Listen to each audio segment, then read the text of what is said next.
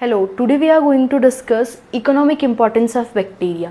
As in हम लोगों ने बैक्टीरिया वाला पार्ट कंप्लीट कर लिया है। जितना भी सेल स्ट्रक्चर था या टाइप ऑफ बैक्टीरिया थे वो सब हम लोगों ने पढ़ लिए। Today will specifically discuss economic importance of all type of bacteria. Generally जितने भी हम लोगों ने अभी तक बैक्टीरियाज पढ़े हैं उनका एक मोटे मोटे तौर पे हम लोग क्या पढ़ेंगे, इकोनॉमिक इम्पॉर्टेंस पढ़ेंगे। बहुत ज़्यादा डीप में नहीं पढ़ रहे हैं, बट आपको सुपरफिशियली ये चीज़ें याद रखनी है, ठीक है। सबसे पहले अगर बात करें, देखो हम लोग जानते हैं जितने भी बैक्टीरियाज हैं बोथ दोनों काम होते हैं इनके, हार्मफुल एक्टिविटीज़ भी होती हैं बहुत सारी। एज वी नो जितने भी बैक्टीरियाज हैं, ठीक है, जितनी भी हम लोग को डिजीज़ होती है मेनली ह्यूमंस और एनिमल्स के केस के अंदर जो 90% डिजीज़ होती हैं और मोर देन दैट वो बैक्टीरिया से ही कॉज होती हैं, ठीक है। तो ये आपको डिजीज़ करवाते हैं बहुत ज़्यादा। इसके अलावा फूड स्पॉइलेज हो गया, ठीक है। फूड स्पॉइलेज दैट इज़ सिर्फ फंजाई आपका फूड स्पॉइलेज नहीं करता, ये भी आपके क्या करते हैं, फूड स्पॉइलेज करते हैं। इसके अलावा फूड पॉइजनिंग, ठीक है, ऑर्गेनिजम्स के अंदर लाइक हम लोग को कभी कभी फूड पॉइजनिंग हो जाती है, उसके लिए भी रीजन आपके मेनली क्या होते हैं, बैक्टीरिया से होते हैं। तो in this video we are going to discuss about these things, है ना, जितने भी इकोनॉमिक इंपॉर्टेंस है, वेदर वो हार्मफुल हो या फिर वो क्या हो, गुड क्वालिटीज़ या फिर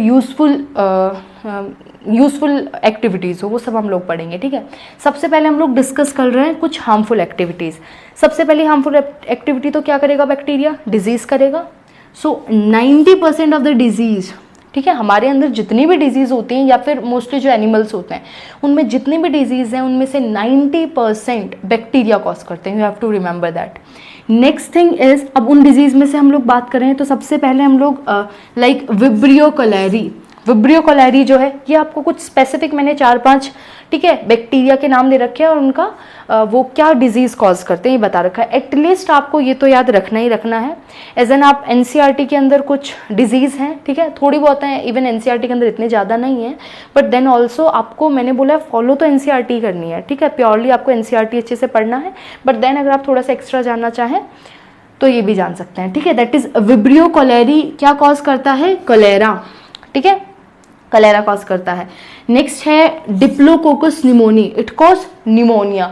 मेनली जो इनके मतलब जो बैक्टीरिया के नेम हैं उनसे ही आपको पता चल रहा है कि डिजीज क्या है, ठीक है। तो it is very easy, not that much difficult. Clostridium tetani, it will cause tetanus, ठीक है। नेक्स्ट है आपका salmonella typhi, it will cause typhoid type of fever we know. Next है xanthomonas citri, it cause citrus canker and the citrus canker is a plant disease. ध्यान रखना plants के अंदर होती है सिट्रस कैंकर, ठीक है। सिट्रस हम लोग किसको बोलते हैं, नींबू को बोलते हैं, लेमन को बोलते हैं। एंड क्या होता है लेमन के अंदर आप लोगों ने कभी कभी देखा होगा एक ब्राउन से थोड़ा बर्ड टाइप स्ट्रक्चर्स आ जाते हैं, ठीक है, थोड़े थोड़े उभरे हुए से स्ट्रक्चर्स आने लग जाते हैं, बॉल ब्राउन कलर की, ठीक है, लाइक कि पिंपल्स हो गए हैं, हम लोग ऐसा सोचते हैं लेमन को कुछ इस टाइप से दिखता है, उनको उस डिजीज को पर्टिकुलर हम लोग सिट्रस कैंकर बोलते हैं, ठीक है। तो ये हो गई पर्टिकुलर लेमन की डिजीज, ठीक है, जिसको कौन कॉज करता है, ज़ेंथोमोनास सिट्री। ध्यान रखिएगा ये सीधे के सीधे पूछे जाते हैं आपसे कि इसका क्या कॉज है, ये पर्टिकुलर बैक्टीरिया क्या कॉज करता है, या फिर ये डिजीज कौन सा पर्टिकुलर बैक्टीरिया कॉज करता है, ठीक है। तो that you have to be remember. Although हमें नहीं पता कौन सी डिजीज क्या, बट आपको इतना तो पढ़ना है कि एनसीईआरटी लेवल हो जाए और उससे थोड़ा सा ऊपर रहना है, ठीक है। नेक्स्ट है माइकोबैक्टीरियम ट्यूबरक्लोसिस, ठीक है, इट विल कॉज ट्यूबरक्लोसिस। हमारे अंदर जो ट्यूबरक्लोसिस दैट इज टीबी, ठीक है, जो हमारी एक लंग इन्फेक्शन होता है, लंग डिजीज होती है, हमारे एल्वेलाई वगैरह या फिर ब्रोंकाई वगैरह जो होते हैं इसके अंदर वो क्या हो जाता है, फिल्ड हो जाते हैं विद थिक लेयर और थिक डेंस म्यूकस से, ठीक है। वो जो डिजीज होती है ट्यूबरक्लोसिस वो भी कौन कॉज करता है, माइकोबैक्टीरियम ट्यूबरक्लोसिस। ये तो क्या हो गई, कुछ डिजीज हो गई, तो डिजीज कॉज करते हैं। पहला क्या हो गया, हार्मफुल एक्टिविटी। दूसरा इज स्पॉइलेज ऑफ फूड को स्पॉइल कर देते हैं। लाइक बहुत सारी वेराइटीज़ हैं, ठीक है, बहुत सारे ऐसे बैक्टीरियाज हैं जो फूड को स्पॉइल कर देते हैं। फूड को स्पॉइल बाय डिट्रॉइट इट, है ना, कुछ हार्मफुल टॉक्सिन्स रिलीज कर देते हैं एज एन, तो ऐसे स्पॉइल कर देते हैं। नेक्स्ट है फूड पॉइजनिंग, हमें फूड पॉइजनिंग कॉज करते हैं ये जो हार्मफुल कुछ रिलीज करते हैं हार्मफुल टॉक्सिन्स, ठीक है। ये जो टॉक्सिन्स हैं ये हमारी बॉडी में जाके क्या करते हैं, पॉइजन क्रिएट कर देते हैं, कुछ ऐसे केमिकल्स बना देते हैं जो हमारी बॉडी में एज एन टॉक्सिन और पॉइजन की तरह एक्ट करते हैं। नॉट दैट मच इतना बड़ा पॉइजन नहीं, बट लिटिल बिट पॉइजन की तरह एक्ट करते हैं, ठीक है। और समटाइम्स कभी कभी ऐसा भी होता है कि फूड पॉइजनिंग जो होती है वो लीथल हो जाती है किसी किसी केस में। लीथल इज व्हाट, जब ऑर्गेनिज्म की डेथ हो जाए। लीथल इज जानलेवा, ठीक है, जानलेवा। नेक्स्ट है, अब फूड पॉइजनिंग कौन कॉज करता है, मेनली हम लोगों ने 2 एग्जाम्पल ली हैं, क्लॉस्ट्रीडियम ब्यूटालिकम, ठीक है, जो क्या कॉज करता है, बॉटुलिज्म, ठीक है, it is a type of food poisoning और scientific name of food poisoning we can say, ठीक है, बॉटुलिज्म। और ये क्या होती है, लीथल होती है, जानलेवा होती है। इन कुछ ऐसे केसेस बहुत ही ज़्यादा अगर कॉम्प्लेक्स हो जाते हैं तो उनके अंदर क्या हो जाती है, डेथ। नेक्स्ट है साल्मोनेला एंटेरिडिस। साल्मोनेला एंटेरिडिस क्या करता है, आपको वोमिटिंग, जनरल आपके जो वोमिटिंग हो गया, ठीक है, या आपके स्टमक पेन हो गया, ठीक है, थोड़ा सा क्रैम्प्स वगैरह, वो टाइप का जो आपका फूड पॉइजनिंग होता है वो कौन कॉज करता है, साल्मोनेला। ये एक normal type of food poisoning है जो हम भी जनरली बहुत वो मतलब हम लोग को भी जनरली हो जाती है। ये तो क्या है, सैल्मोनेला वाली है, बट जो बहुत लीथल होती है, बहुत कम होती है, बट होती है तो ये क्या है, लीथल है, जानलेवा है, ठीक है। तो 2 हम लोगों ने डिस्कस कर लिए। Next is denitrification. Now we know what is nitrification, ठीक है, नाइट्रेट्स या फिर नाइट्रेट्स बनना, नाइट्राइट या फिर नाइट्रेट्स बनना which are useful for plants, ठीक है। प्लांट्स जो है वो एटमॉस्फेरिक नाइट्रोजन को नाइट्रेट या फिर नाइट्राइट की फॉर्म में एब्जॉर्ब करते हैं एंड देन उनको यूटिलाइज करते हैं, ठीक है, अपना जो भी उनका सिस्टम है उसके अंदर जहाँ पे भी यूज़ आ रहे हैं वहाँ पे यूज़ लेते हैं। लाइक डीएनए सिंथेसिस के अंदर काम आता है, आप लोग आगे जाके पढ़ेंगे हायर लेवल्स में, ठीक है। तो होता क्या है, तो उसको वो यूज़ करते हैं। तो नाइट्रिफिकेशन इज़ अ अच्छा वाला प्रोसेस, बट अगर इसका उल्टा करने लग जाए बैक्टीरिया तो डीनाइट्रिफिकेशन क्या हो जाएगा, हार्मफुल प्रोसेस हो जाएगा। दैट इज़, ये कुछ ऑर्गेनिज्म ऐसे हैं जो डीनाइट्रिफिकेशन करते हैं सॉइल के अंदर। The best example is Thiobacillus, ठीक है। एंड ये क्या करता है, नाइट्रेट या फिर नाइट्राइट को जो आपकी free nitrogen that is atmospheric nitrogen होती है उसके अंदर कन्वर्ट कर देते हैं। और एटमॉस्फेरिक नाइट्रोजन को एज इन जो प्लांट्स होते हैं वो यूटिलाइज नहीं कर सकते। इट्स फर्स्ट मतलब जो आपकी नाइट्रेट या फिर नाइट्राइट फॉर्म है इसके अंदर सबसे पहले नाइट्रोजन को कन्वर्ट होना होता है, देन प्लांट्स यूटिलाइज कर सकते हैं, ठीक है। बट ये तो उल्टा काम कर रहा है, फिक्स करी कराई नाइट्रोजन दैट इज नाइट्रेट और नाइट्राइट की फॉर्म में फिक्स्ड है, उसको भी क्या कर रहा है, डीनाइट्रिफिकेशन कर रहा है।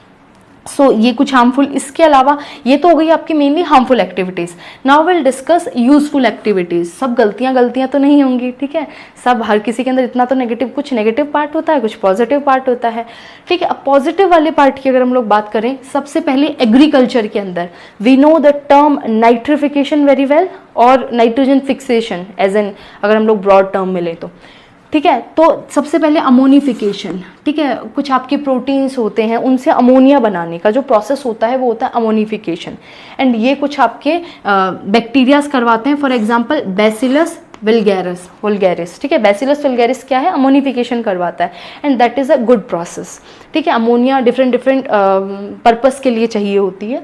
नेक्स्ट है nitrification. Nitrification is what, nitrate and ये जो नाइट्राइट्स आपके होते हैं, ये जो नाइट्राइट होते हैं इनका फॉर्मेशन इज नाइट्रिफिकेशन एंड इनका डिफॉर्मेशन मतलब नाइट्रेट और नाइट्राइट को वापस से N2 के अंदर कन्वर्ट कर देना इज डीनाइट्रिफिकेशन और N2 को नाइट्राइट के अंदर कन्वर्ट करना इज नाइट्रिफिकेशन। तो ये जो नाइट्रिफिकेशन वाला प्रोसेस है ये आपका कौन करता है, नाइट्रोसोमोनास एंड नाइट्रोबैक्टर, ठीक है।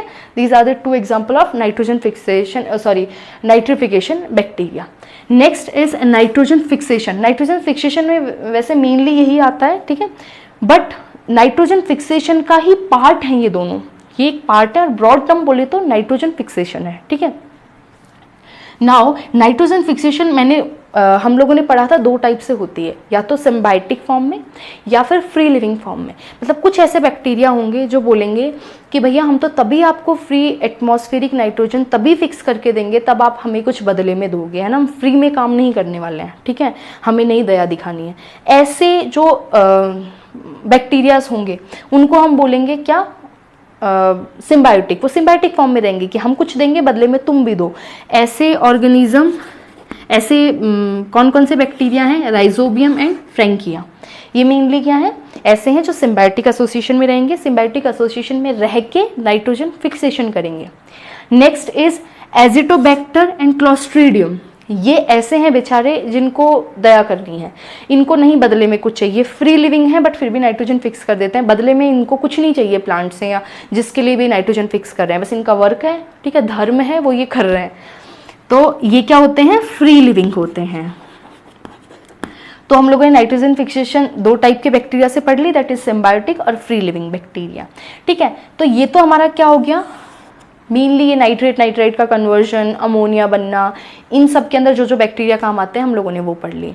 तो ये तो क्या हो गया, एग्रीकल्चर के अंदर 3 ये यूजफुल प्रोसेस हो गए। इसके अलावा एक होता है गोबर गैस बनाना या फिर मेन्योर्स बनाना। गोबर गैस आप लोगों ने सुना है, हमने इससे पहले जो आर्कीबैक्टीरिया डिस्कस किए थे, ठीक है, उसमें एक टाइप था दैट इज मीथेनोजेंस, है ना, इफ़ यू रिमेंबर। और मीथेनोजेंस वो टाइप ऑफ आर्कीबैक्टीरिया होते हैं जो क्या करते हैं, रूमिन की जो आपका केटल्स होते हैं मेनली उनके रूमिन में मिलते हैं और फर्मेंटेशन ऑफ CO2 परफॉर्म करते हैं।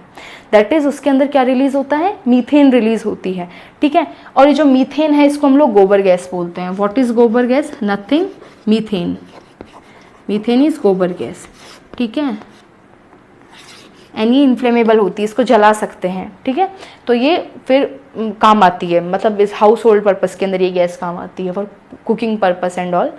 ठीक है, और मेन्योर्स जो हैं इनमें से कुछ बैक्टीरिया ऐसे हैं जो कि मेन्योर की तरह काम आते हैं। ठीक है, हम लोग उनको क्या करते हैं, फील्ड के अंदर स्प्रेड कर देते हैं। ठीक है, हमारी क्रॉप्स को या फिर हमारी फील्ड के अंदर देते हैं ताकि उससे क्या हो जाए, मतलब फर्टिलिटी अच्छी हो जाए, सॉइल फर्टाइल हो जाए। ओके, तो ये हमारे क्या हो गए कुछ यूजफुल एक्टिविटीज़। इसके बाद हम लोग और फर्दर यूजफुल एक्टिविटीज़ डिस्कस कर रहे हैं। अब हम लोग कुछ अदर जो एक्टिविटीज़ हैं, ठीक है, यूज़फुल एक्टिविटीज़ उनको डिस्कस करेंगे। जैसे सबसे पहला इंडस्ट्री के अंदर ये भी बहुत ज़्यादा काम आता है। लाइक इंडस्ट्रीज़ के अंदर सबसे पहले डेयरी प्रोडक्ट्स की अगर बात करें तो हम लोगों ने कर्ड सुना है। ठीक है, कर्ड जो कि मिल्क के प्रोडक्ट्स होते हैं, मेनली मिल्क को फर्मेंट करने से बनते हैं। दैट इज़ आपका कर्ड हो गया, ठीक है, या फिर योगर्ट हो गया, चीज़ हो गया, बटर हो गया, ये सब मिल्क के फर्मेंटेशन से बनते हैं। सो इसके अंदर कौन काम आता है, लैक्टोबैसिलस लैक्टिस और स्ट्रेप्टोकोकस लैक्टिस। ठीक है, ये जो 2 बैक्टीरियाज हैं ये मेनली आपके डेयरी प्रोडक्ट्स के अंदर काम आएंगे। ठीक है, डेयरी प्रोडक्ट फॉर्मेशन के अंदर। Next is antibiotics. देखिए, ये जो पेनिसिलियम है ये सबसे फर्स्ट डिस्कवर की गई क्या है, एंटीबायोटिक है। बट ये ध्यान रखना ये बैक्टीरिया से नहीं मिलती हम लोग को, ये कहाँ से मिलती है, एक फंजाई से मिलती है and it's name is Penicillium notatum. ठीक है, उसका नाम है पेनिसिलियम नोटेटम, उस फंजाई से मिलती है। यहाँ पे मैंने सिर्फ इसलिए मेंशन किया है क्योंकि ये फर्स्ट डिस्कवर्ड, ठीक है, एंटीबायोटिक है। बाकी ये बैक्टीरिया से नहीं मिलती, आपको ये चीज़ ध्यान रखनी है। ये कहाँ से मिलती है, एक फंजाई से, that is Penicillium notatum. Okay, और ये सबसे पहली बार डिस्कवर हुई थी और ये बाय चांस डिस्कवरी है। ठीक है, क्या हुआ था, नॉर्मली ऐसा था, जो साइंटिस्ट फ्लेमिंग, मेन जो साइंटिस्ट हैं इसको डिस्कवर करने वाले वो हैं फ्लेमिंग। वो जब इसको डिस्कवर कर रहे थे वो बाय चांस डिस्कवरी थी। हुआ क्या था, वो अपनी लैब में मेनली बैक्टीरिया स्टडी कर रहे थे। ठीक है, तो जब भी हम लोग बैक्टीरियाज को स्टडी करते हैं ना, हम कल्चरिंग करते हैं। कल्चरिंग मतलब उनको ग्रो करवाते हैं। अब ग्रो करवाएंगे, उनके नंबर इंक्रीज होंगे, तभी तो हम लोग उनकी हैबिट्स को या फिर उसके हैबिटेट को आइडेंटिफाई कर पाएंगे कि ये पर्टिकुलर ऑर्गेनिज्म कैसे ग्रो करता है, क्या ग्रोथ रेट है, ठीक है, क्या स्ट्रक्चर्स हैं, फिर हम आइडेंटिफाई करते हैं। तो उसके लिए सबसे पहले हम लोग को क्या करना होता है, कल्चर मीडिया बनाना होता है, उनकी ग्रोथ करवानी होती है। And culture media is that media जिसके अंदर वो सब अप्रोप्रिएट जितने भी आपके मिनरल्स हैं, विटामिन है, वो सब कंडीशन है जो कि एक बैक्टीरिया को ग्रोथ के लिए फुलफिलमेंट है, मतलब एक बैक्टीरिया की ग्रोथ को फुलफिल करेंगे। वो सब जो भी मटेरियल है वो सब किसके अंदर होते हैं, कल्चर मीडियम के अंदर होते हैं, कल्चर मीडिया के अंदर होते हैं। तो वो क्या कर रहे थे, कल्चर मीडिया बना रहे थे और वो कल्चरिंग करते थे नॉर्मली। अब ये जो साइंटिस्ट होते हैं बहुत ज़्यादा कल्चरिंग करनी पड़ती है, आपको 1-2 बार के अंदर ऐसे पता नहीं चलता है, या फिर जो भी वो डिस्कवर करना चाहते हैं, ठीक है, तो बार बार कल्चरिंग करनी होती है बैक्टीरिया की। तो वो रोज़ाना क्या करते थे, कल्चरिंग करते थे पेट्री डिश या फिर जो भी वॉच ग्लासेस होते थे उनके अंदर, और फिर उनको वॉश कर देखते थे कितना ग्रो हुआ कितना नहीं हुआ, उनको वॉश करके देन ही लीव्स, है ना, फिर वो चले जाते थे। एक दिन क्या हुआ, वो थोड़ा सा जल्दी में थे, उन लोगों ने वो बहुत सारी पेट्री डिश लेते थे, उनके अंदर ग्रो करवाते थे। तो जनरली उन्होंने बाकी सब तो पेट्री डिश धो दी और एक रह गई जल्दबाजी में, ठीक है, बहुत जल्दी में थे। तो क्या हुआ, उस टाइम पे एक पेट्री डिश रह गई और वो जो पेट्री डिश थी उन्होंने सोचा उसको मैं और कभी धो दूंगा जब भी आऊँगा।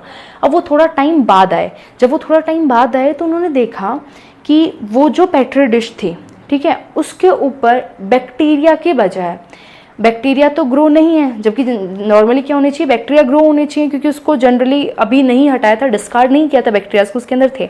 तो बैक्टीरियाज तो ग्रो नहीं हो रहे हैं, बट एक स्पेशल टाइप ऑफ ऑर्गेनिज्म है। और फिर बाद में जब डिस्कवर किया तो पता चला वो एक फंजाई है, ठीक है। और वो फंजाई ऐसा क्या रिलीज करता है, या फिर ऐसा क्या है कि वो फंजाई वहाँ सर्वाइव कर रहा है उस मीडियम में, जबकि वो बैक्टीरिया नहीं कर रहा है। तो फर्दर डिस्कवरी करने में पता चला कि फंजाई जो है वो एक जो भी टॉक्सिन मान सकते हो, या फिर जो भी बाद में पता चला एंटीबायोटिक हम उसको टर्म देंगे, ठीक है। तो वो एक एंटीबायोटिक रिलीज करता है, दैट इज पेनिसिलिन, ठीक है।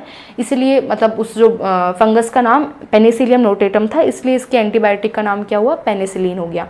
और ये जो पेनिसिलिन था, देन ये क्या करता था, बैक्टीरिया को ग्रोथ नहीं करने देता था, क्योंकि generally antibiotics are against the life of bacteria, bacteria को किल करने में हेल्प करते हैं। सो ये क्या थी, एक बाय चांस डिस्कवरी थी, ऑल्दो वो नहीं, उसको थोड़ा ना था कि पेनिसिलिन डिस्कवर हो जाएगी, है ना, उसको तो कुछ था ही नहीं। तो ये आपको एक जनरल नॉलेज के लिए है, ठीक है। तो पेनिसिलिन फर्स्ट डिस्कवर्ड एंटीबायोटिक थी। इसके अलावा बैक्टीरिया से भी एंटीबायोटिक्स जो हैं वो आइसोलेट की गई। मैंने आपको बताया था बैक्टीरिया के अंदर एक स्पेशल टाइप ऑफ डीएनए भी होता है, एक main chromosomal DNA, chromosomal material होता है। इसके अलावा एक्स्ट्रा क्रोमोसोमल मटेरियल होता है, दैट इज प्लाज्मिड, है ना। और डिफरेंट टाइप के प्लाज्मिड हम लोगों ने बातें की थी। ऑल्दो मैंने बोला था जो प्लाज्मिड हैं वो सर्वाइवल पर्पस के लिए रिस्पॉन्सिबल नहीं है, मतलब वो अगर किसी बैक्टीरिया में नहीं है तो ऐसा नहीं है कि वो बैक्टीरिया सर्वाइव नहीं करेगा, इट विल सर्वाइव। बट जिसके अंदर है, जिसके अंदर प्लाज्मिड है, जिस बैक्टीरिया के अंदर, उसको कुछ सेलेक्टिव एडवांटेज देगा, ठीक है, कुछ स्पेसिफिक क्या देगा, कैरेक्टरिस्टिक देगा। तो डिफरेंट टाइप के हम लोगों ने प्लाज्मिड पढ़े थे। तो मेनली इन प्लाज्मिड के अंदर एंटीबायोटिक रेजिस्टेंट जीन देखने को मिलते हैं, ठीक है। और उन एंटीबायोटिक रेजिस्टेंट जीन को हम लोगों ने क्या कर लिया, आइसोलेट कर लिया, ठीक है। अब वो एंटीबायोटिक रेजिस्टेंट जीन उनके अंदर क्यों होते हैं, मतलब वो जो एंटीबायोटिक रेजिस्टेंट जीन उनके अंदर होते हैं, वो ये जो एंटीबायोटिक हम जो यूज़ करते हैं मारने के लिए बैक्टीरिया को, उसको क्या करने के लिए, इनहिबिट करने के लिए, ठीक है, ताकि वो उसके ऊपर एक्ट ना कर पाए, इसलिए होती हैं। सो कुछ एंटीबायोटिक लाइक हम बात करते हैं स्ट्रेप्टोमाइसिन, ठीक है।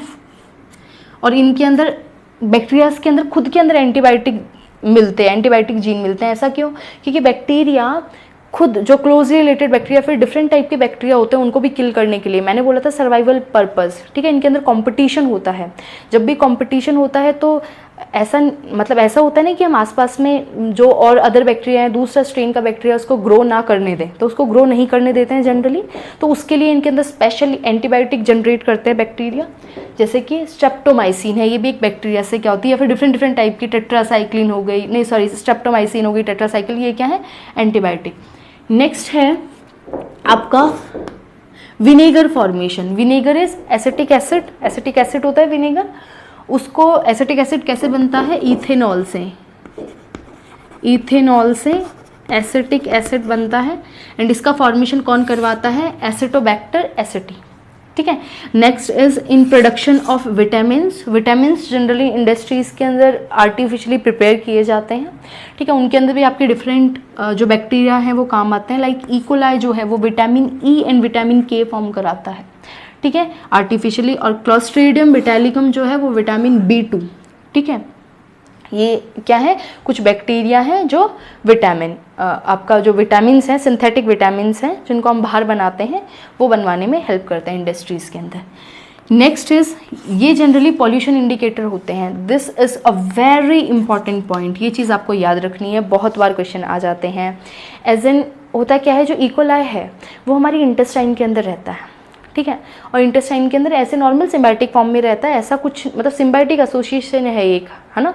होता क्या है, हमारी इंटेस्टाइन के अंदर उसको फूड मिल जाता है, ऐसे मतलब जो भी एब्जॉर्ब फूड होता है उसके ऊपर फीड कर जाता है, डाइजेस्टेड फूड के ऊपर। और बदले में हम और वो दूसरे, वो जहाँ पे रहता है, ठीक है, जहाँ पे वो फ्लरिश करता है, वहाँ पे दूसरे टाइप के जो हार्मफुल बैक्टीरिया होते हैं उनको ग्रो नहीं करने देता। तो हमको तो एक प्रोटेक्शन मिल गई हार्मफुल बैक्टीरिया से, बदले में वो हमें हार्म भी नहीं कर रहा, और उसको क्या मिल गया, न्यूट्रिशन मिल गया बैक्टीरिया को। तो जो इकोलाई हैं वो इंटेस्टाइन के अंदर सर्वाइव करते हैं, ठीक है।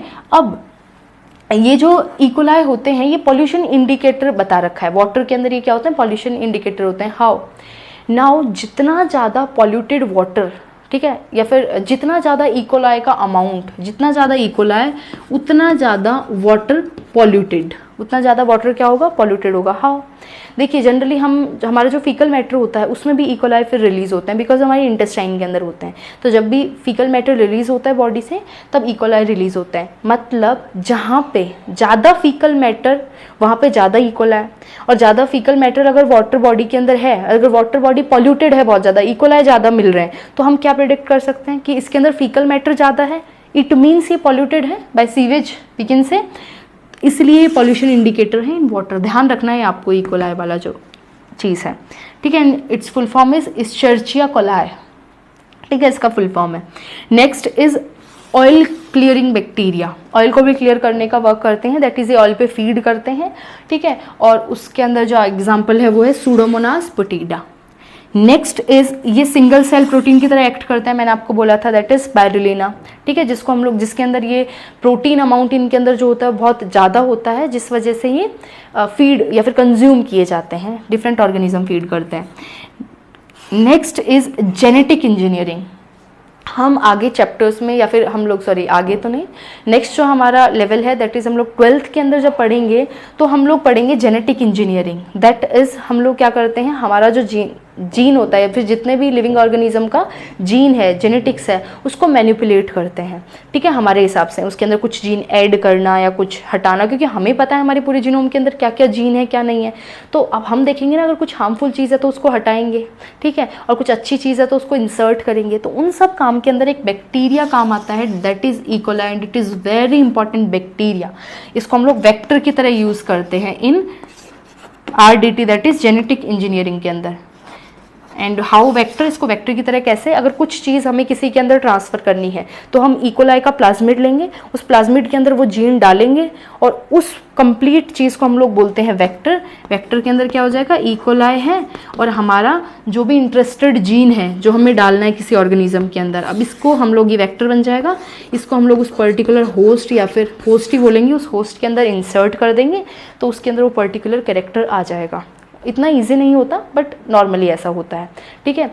तो ये सब हम लोगों ने क्या डिस्कस कर लिया, हम लोगों ने बैक्टीरिया की इकोनॉमिक इंपॉर्टेंस डिस्कवर कर ली, वेदर कुछ हार्मफुल एक्टिविटीज़ देखी हैं, ठीक है, कुछ बेनिफिशियल एक्टिविटीज़ देखी हैं, ठीक है, यूज़फुल एक्टिविटीज़ देखी हैं, ठीक है। तो ये सब आपको याद रखना है, मेनली आपको एग्जांपल्स बहुत अच्छे से याद रखना है, बिकॉज यहाँ से अगर क्वेश्चन बनता है, और मेनली बनते हैं क्वेश्चंस तो आपके एग्जाम्पल्स पे बनते हैं, ठीक है। नाइट्रोजन फिक्सिंग बैक्टीरिया जो भी होते हैं या फिर डिफरेंट जगह पे जो बैक्टीरियाज काम आ रहे हैं, ठीक है, तो वो सब आपको क्या रखना है, याद रखना है। और आपको प्लीज़ ये चीज़ मैं आपको बार बार बोलती हूँ, आपको NCERT पे बिल्कुल ध्यान रखना, आपकी जो फर्स्ट प्रायोरिटी होनी चाहिए वो NCERT होनी चाहिए।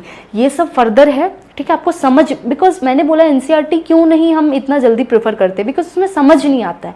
आप एक लाइन पढ़ने बैठोगे उसमें से 4 मतलब निकलेंगे, ठीक है, 4 चीज़ें निकल रही हैं जिनको आप सेग्रीगेट या फिर सेपरेट नहीं कर सकते, आपको एज एन नहीं पता है आपके लेवल पे। तो आपको क्या करना है, आप एक बार समझ लोगे और समझने के बाद अगर NCERT की रीडिंग लगाओगे तो it will be well and good, आपको बहुत अच्छे से समझ आएगा। तो आपको क्या करना है, NCERT एटलीस्ट मैं बोल रही हूँ 2 से 3 बार आपको बहुत अच्छे से रीडिंग लगानी है इन सभी चैप्टर्स की जो भी हम लोग पढ़ रहे हैं, ठीक है, वेदर वो 11th हो 12th हो जो भी हो, ठीक है। और हम लोगों ने आज तक में क्या कंप्लीट कर लिया, मोनेरा वाला पार्ट हमारा सारा कंप्लीट हो गया है। नेक्स्ट विल स्टार्ट जितना भी अनदर पार्ट है इसके अंदर, अनदर जितने भी किंगडम्स हैं उनको स्टार्ट करेंगे नेक्स्ट पार्ट के अंदर, ठीक है। Thank you.